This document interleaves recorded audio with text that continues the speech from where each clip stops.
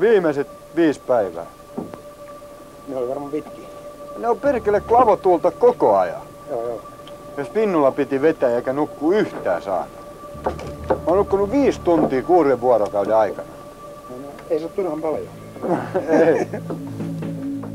I'm a lost and lonely ship with no destination and nowhere to go. Mä en tiedä oikein mikä on se henkinen niin kuin murtuminen tai koska murtuu henkisesti. Mutta mulla on semmoinen käsitys, että kun mä oon yhtäkkiä vaan alkanut itkemään ja itkenyt pitkään aikaa, niin kuin, että silloin ollaan lähellä sitä henkistä murtumispistettä. Ja niitä mulle tuli tässä viimeisen viikon aikana aika monta kertaa. Waiting for somebody to help me. Olet 51 vuorokautta yksin, etkö hallusinaatiota?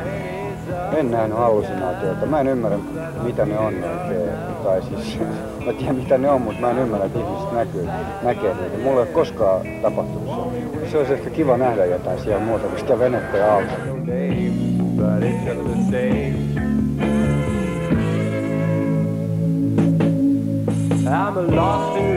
Yksinpurjehdusprojekti oli minulle haaste 2 suunnilleen tasavertaisella tasolla. Psykofyysinen itsensä voittaminen olosuhteissa, jotka merkitsi äärimmäisiä riskejä. Projektin markkinoinnin hoitaminen menestyksekkäästi. Voin tunnustaa, että jälkimmäinen merkitsi mulle suorituksena yhtä paljon kuin purjehduskin.